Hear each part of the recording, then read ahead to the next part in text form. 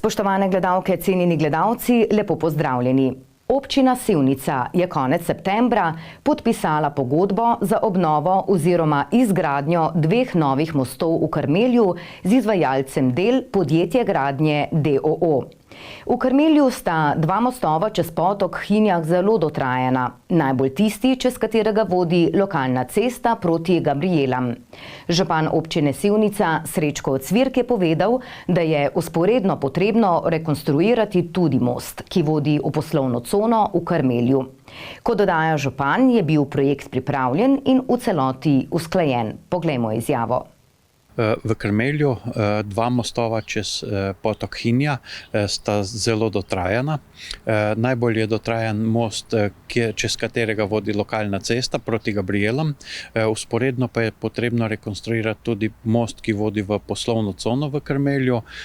Projekt je bil pripravljen v celoti, usklajen tudi z projektom dogradnje oziroma gradnje nove osnovne šole in s projektom ureditve poplavne varnosti pri osnovni šoli in vrtcu v Karmelju. Na tak usklajen projekt je pripravljen bil za realizacijo, opravljen javni razpis in na javnem razpisu je posel pridobilo Podjetje Gradnje in z njim je bila podpisana pogodba. Prične se realizacija v letošnjem letu in zaključuje se v naslednjem letu. Gre za zahteven projekt zaradi prekinitve lokalne ceste Karmelj-Gabrijele. V tem času bo žal moral biti obvoz, hkrati pa bodo kvalitetno urejene brvi, ki vodijo preko potoka Hinja za pešce, kolesarje in tiste domačine, ki bodo prehajali preko tega potoka. Tudi težava izvajanja osnovnošolskega pouka je, da je to na 2 lokacijah in preko tega mostu so te 2 lokacije povezane in tudi ta del nekako usklajeno rešujemo z osnovno šolo, da bo čim manj moteča ta gradnja za delo v sami osnovni šoli. Žal nekoliko bo, ampak mislim, da z dobro voljo in usklajenostjo tako investitorja osnovne šole, izvajalca, nadzornika bo ovira dobro premostljiva.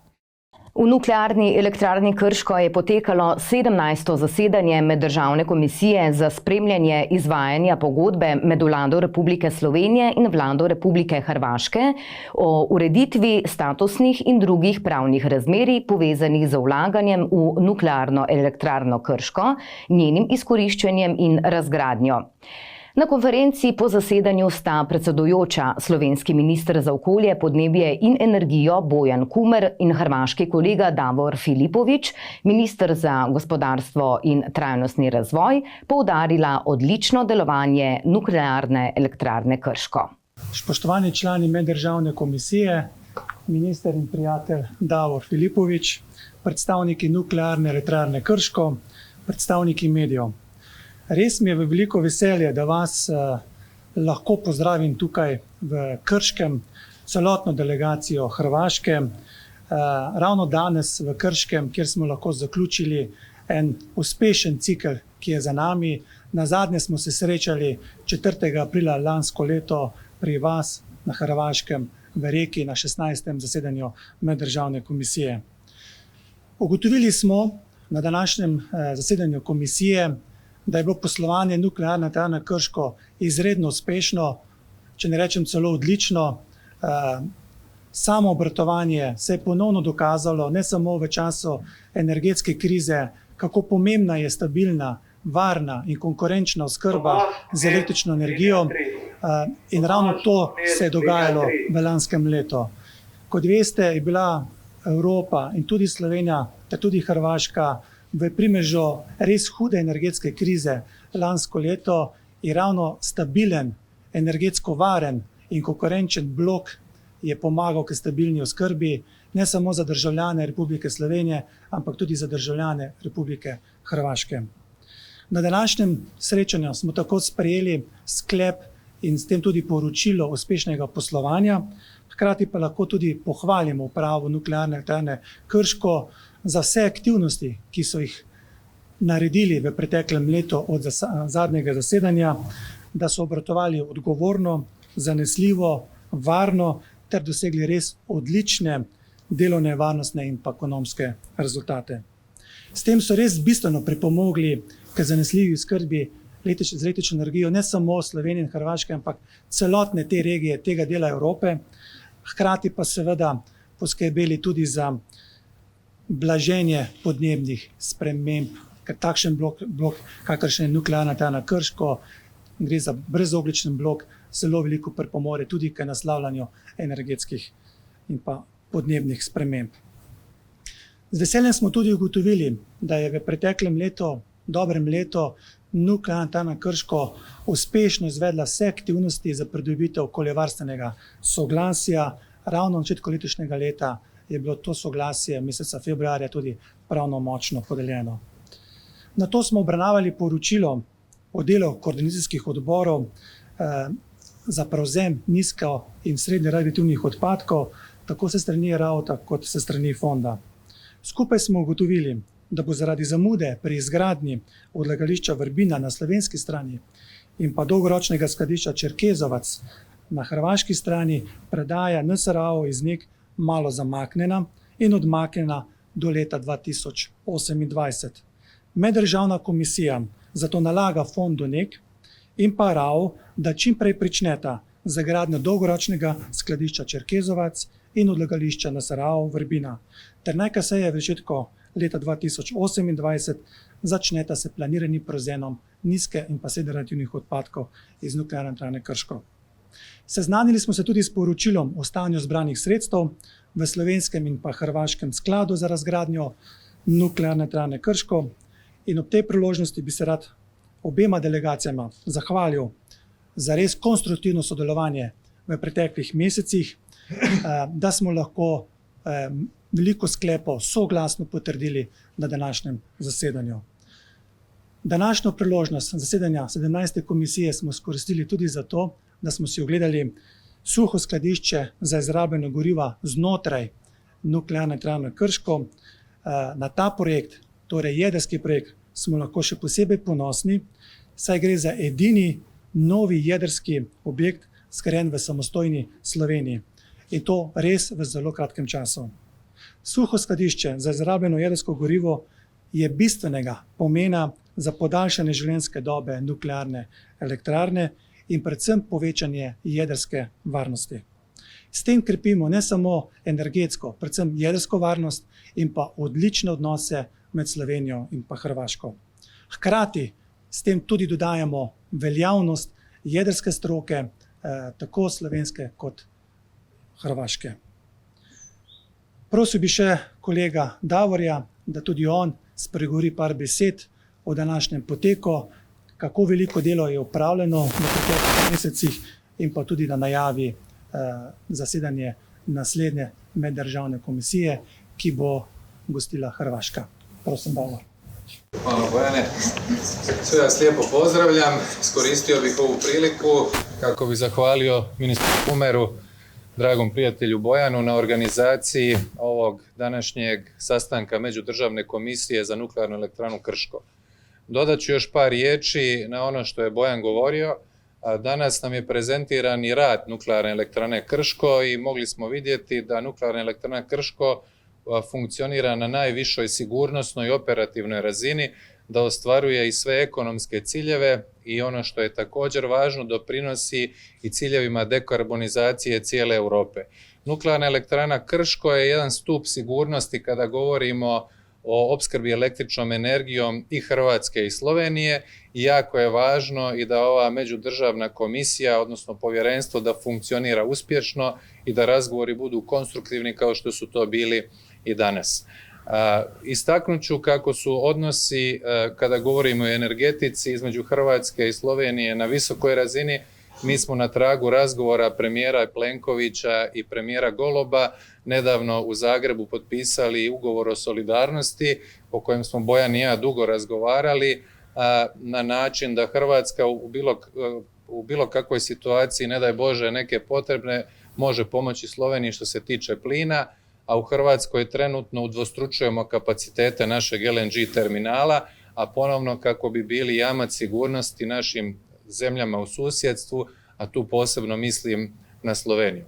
Današnji sastanak je bio iznimno konstruktivan, zahvalio bi se također svim članovima međudržavnog povjerenstva i sa slovenske strane. Oni su dobili zadatke što trebaju raditi, a sljedeći sastanak planiran je u prvoj polovici 2024. godine. Vjerujem da je ovo samo zalog za nastavak kvalitetne suradnje koju imamo i sada. Hvala lijepo.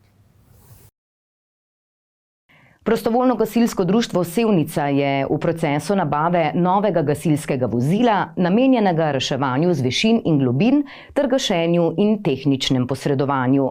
Pri tem je potrebna dograditev garaž in nakup dodatne gasilske opreme za to vozilo. Ocenjen strošek investicije je 80 tisoč evrov za garaže in 30 tisoč evrov za dodatno opremo. Občina Sevnica je pred gasilskim društvom že uredila cestni priključek, gradbena dela širitve garaže pa so v teku. Investicija, ki jo izvajamo v prostovoljnem gasilskem društvu Sevnica, ki smo tudi enota širšega pomena za reševanje v nesrečah, za ta del Posavja, kar ne pokriva krška gasilska. Nabavljamo namreč vozilo za reševanje iz višin in globin. To vozilo je večjih gabaritov, kot pa so bile naše dosedanje garaže. Zato te garaže širimo oziroma podaljšujemo. To delamo na način montažni, kovinsko konstrukcijo in paneli. Vse to moramo nekje dokončati zdaj do zime, ker vozila gasilska ne morejo biti čez zimo na mrazu zaradi vode. Vozilo glede na gospodarsko situacijo bo izdobavljeno v prihodnjem letu. Samo prostovoljno gasilsko društvo pa je bilo prisiljeno v povečanje garažnih prostorov, ker gre za večje vozilo. Samo povečanje garažnih prostorov opravlja gasilsko društvo. Občina Sevnica pa je v skladu s projektom in zahtevami Direkcije za infrastrukturo preuredila cestni priključek in del parkirišča pred gasilskim domom. Ta projekt je občina že zaključila, nov prometni priključek, cestni priključek je vzpostavljen in sedaj tečejo dela na prizidku oziroma aneksu k gasilskem domu, tako da bo gasilski dom pripravljen za dobavo, ki bo tega vozila v naslednjem letu.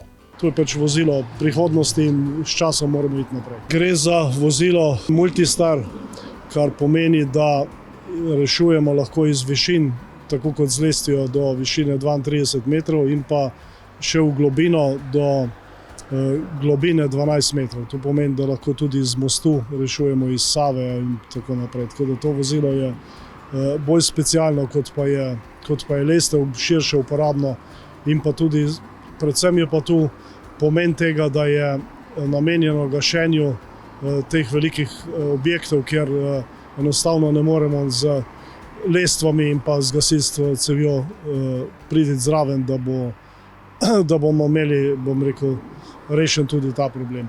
Zaradi povečanja nezakonitih prehodov meje z Republiko Hrvaško, ki je posledica vstopa Hrvaške v šengensko območje, slovenska policija zaostruje nadzor. Minister za notranje zadeve Boštjan Poklukar poudarja, da gre za izravnalne ukrepe, ne pa za vzpostavitev notranje kontrole. Prizadevanja so usmerjena v odkrivanje tihotapcev in čezmejne kriminalitete, zlasti v najbolj obremenjenih naseljih, kot so Rigonce, Dobova in Obrežje. Poglejmo odziv poslanke Gibanja Svoboda Nataše Avšic-Bogovič in župana občine Brežice Ivana Molana. Jaz moram povedati, da mi na občini uradno nismo seznanjeni z nobenimi temi stvarmi. Vse, kar vidimo iz napovedi medijev, ki se dogajajo. Ne glede na to pa, koliko grejo smeri v to, kar nekako zahtevajo krajani naši in kar si tudi mi v občini želimo, da se te migrante čim bolj nekako že ujame na sami meji in če grejo te ukrepi izravnalni v to smer, smo mi veseli in jaz upam, da s tem bomo predvsem dosegli to, da bomo pripomogli k lažjemu življenju in pa bolj normalnem življenju naših občank in občanov. Po drugi strani pa jaz mislim, da glede na to, da begunci oziroma migranti tako in tako izkoriščajo to migrantsko zakonodajo, da oni iščejo policiste, je to na koncu najbolj humano, da jih takoj tam naložijo, jih odpeljajo dalje, jih nahranijo to, kar trenutno delajo v tej državi in seveda da s tem preprečijo trpljenje tako njih kot seveda predvsem naših občanov. Naša želja je, da se ti migranti ne gibljajo po celem območju občine Brežice oziroma polovico območja občine Brežice in seveda te stvari grejo v to smer in seveda jaz osebno to pozdravljam. Seznanjena sem z ukrepi policije, sprejetimi danes, ki pomenijo samo še dodatno varnost za prebivalke in prebivalce Slovenije, s tem pa tudi naših krajanov v občini Brežice, torej Rigončank in Rigončanov. Seveda ne gre za izvajanje notranje kontrole na meji s Hrvaško, pač pa za povečane izravnalne ukrepe, ki jih bo policija izvajala tudi na tem območju. Izvajala jih bo torej na območju policijske uprave Novo mesto in policijske uprave Koper, kjer so se zaznali največji problemi in težave. Veseli me, da bodo s tem zagotovljeni dodatni pogoji za občutek varnosti na tem območju, predvsem v zvezi z nelegalnimi prehodi, ki so na tem območju precejšnji in vplivajo na življenje tukajšnjih prebivalcev. To v praksi pomeni, da bo policija na tem območju še bolj prisotna, izvajala pa bo nediskriminatorne preglede, se pravi ljudi, ki se bodo na tem območju nahajali. Sekcija javnih lekarn Slovenije, ki deluje v okviru Slovenskega farmacevtskega društva, vsako leto obeležuje Dan slovenskih lekarn, ki je 26. septembra, ko godujeta Sveti Kozma in Damjan, zavetnika zdravnikov in lekarnarjev. Letos so praznik obeležili že 19. Rdeča nit pa sta prehrana in zdravila. Obiskali smo lekarno Brežice, ker so nam več povedali o prazniku in knjižici, ki so jo izdali pri Slovenskem farmacevtskem društvu.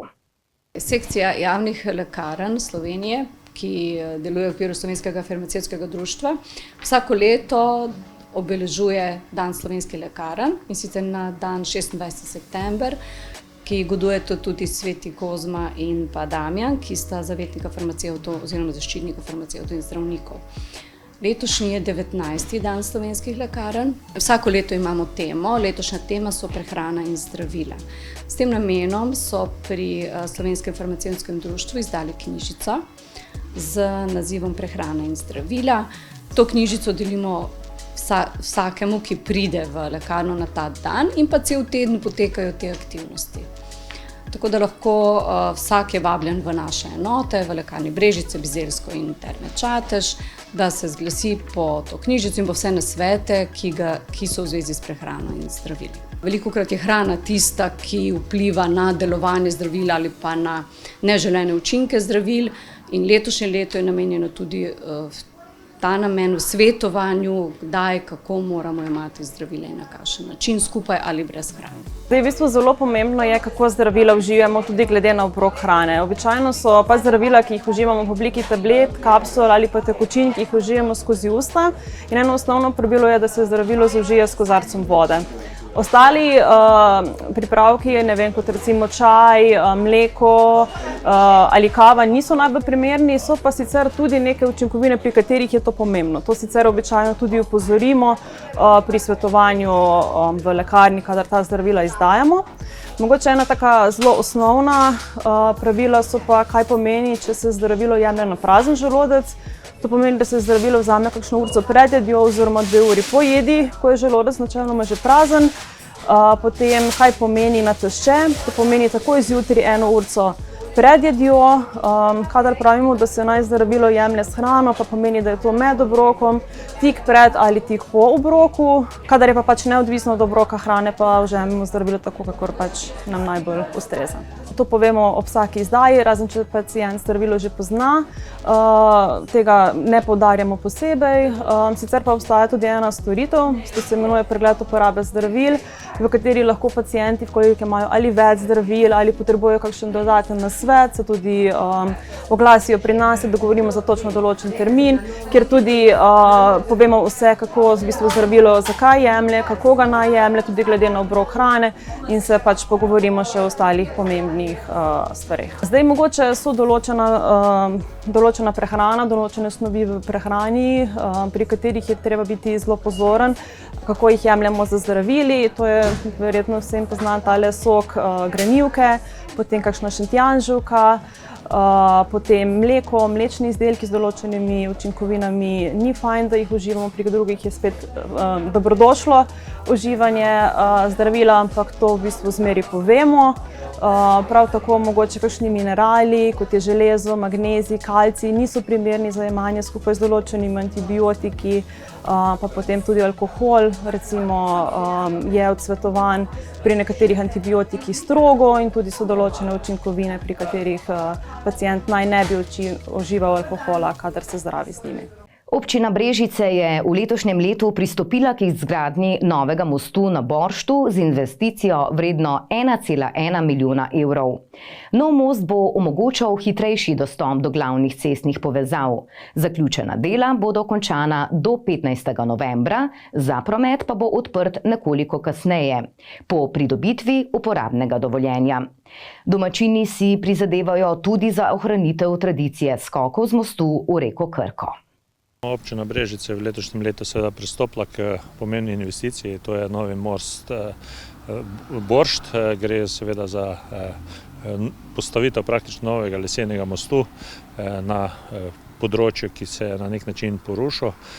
Treba povedati, da seveda ta most bo narejen po principu enak, kot je v Cerkljah ob Krki. Most je pač tak, kot smo nekako približno si ga želeli, sicer je bilo vedno tako, da je eni bi rajši imeli betonskega, eni, ne vem, železnega sicer ne, ampak ne, eni samo lesenega, tako da je pa neka kombinacija.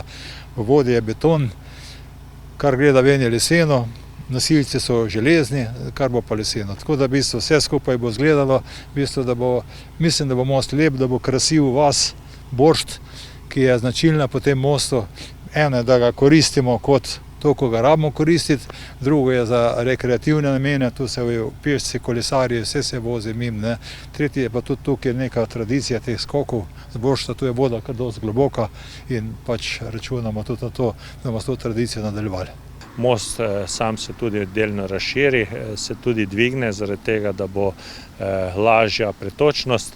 Razširijo se tudi sami razponi med nosilci in pa seveda tudi pojača predvsem nosilnost na 10 ton. Tukaj moram pohvaliti občino in župana in potem tudi poslanko Natašo Bogovič-Avšič, ki je tudi, takoj ko se je to zgodilo, da most odnesel, so prišli tule vsem, da smo se pogledali vsi in takoj so se akcije. Kar se tiče financ, naj povem seveda, da tu so financiranje Ministrstva za obrambo v skladu z dogovorom, ki ga imamo z vojaškim letališčem. V glavnem je pozitivna energija, recimo ljudje tudi hodijo gledati, pa jih zanima tudi, da bo in tako naprej. Vsi komi čakajo to otvoritev, da bomo lahko šli, pa ne da bomo trak prevezali, zato da gremo lahko prek, da gremo lahko v gozdove, v travnike, vikende, vinograde in tako naprej prek. Most naj bi bil dokončan do 15. novembra in seveda, če ne bo nekih nepredvidenih dogodkov, bi lahko že do konca letos bil tudi sproščen v promet.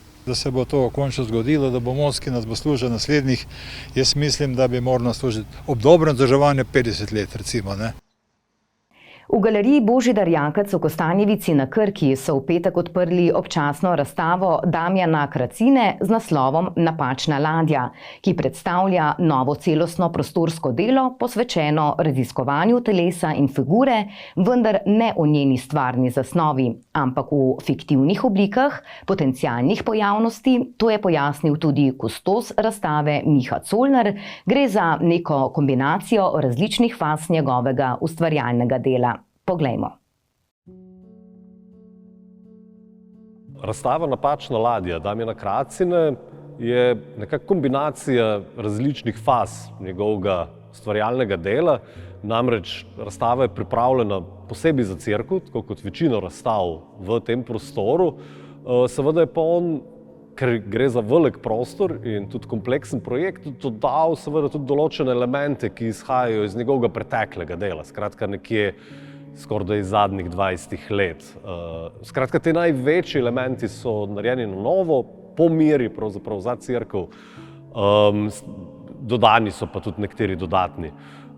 Zdaj, seveda se pa tudi ta razstava navezuje na generalno gledano, na njegovo delo v preteklih 20-30 letih.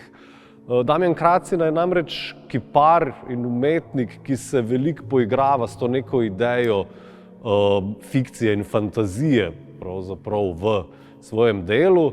Namreč navezuje se na neke fiktivna bitja, ki so ali bi lahko živela na planetu Zemlja. Poigrava se z idejami razvojne teorije, ki je danes spet vedno znova postavljena pod vprašaj, in v bistvu nekako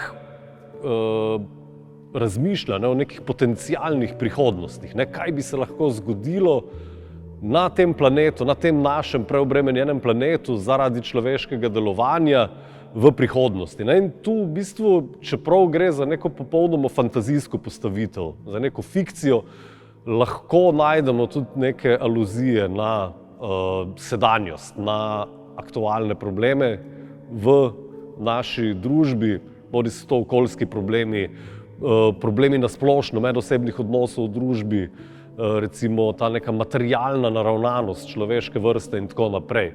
Skratka, veliko različnih referenc se da izluščiti iz te same postavitve, medtem ko avtor sam mogoče ne usmerja gledalca v eno samo interpretacijo. Ampak mislim, da so zadeve v bistvu dovolj nekako povedne, da se lahko vsakdo znajde med njimi.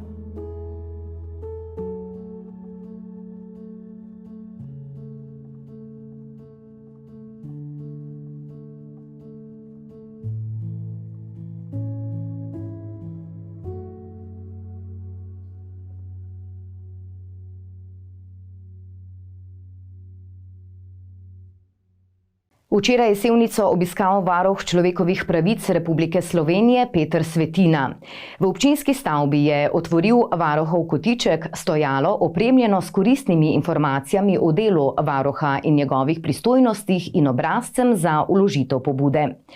Kotiček je namenjen seznanitvi občanov z delom in pristojnostmi varuha človekovih pravic.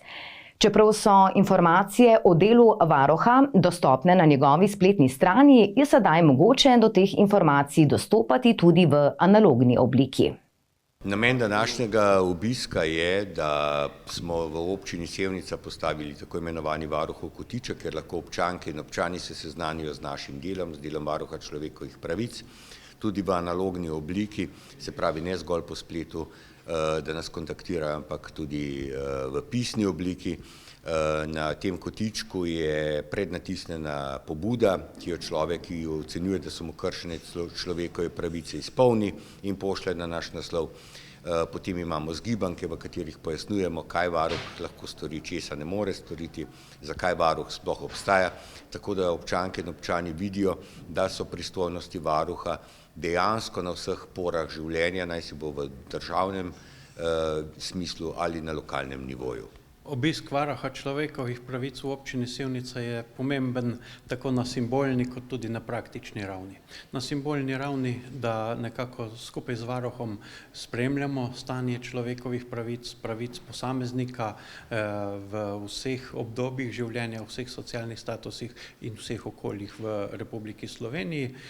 Na praktični ravni pa tudi, kajti odprla sva nekatera vprašanja, ki se pojavljajo, pravice, ki se pojavljajo oziroma ki so nekako na preizkušnji. V tem času v občini Sevnica nimamo večjih težav, ampak vedno je potrebno jih reševati takrat, ko so manjše, ko se pojavljajo, ko se najavljajo.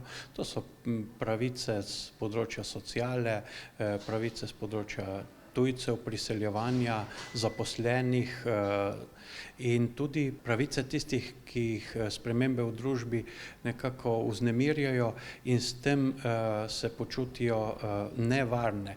In zato je pomembno, da varuh človekovih pravic tudi večinske prebivalce nagovori, kako želi, da se družba kot varna družba razvija. Sevnica je pridobila certifikat najbolj varna občina in zato tem ciljem res sledimo in želimo, da smo res varna občina tudi v prihodnje.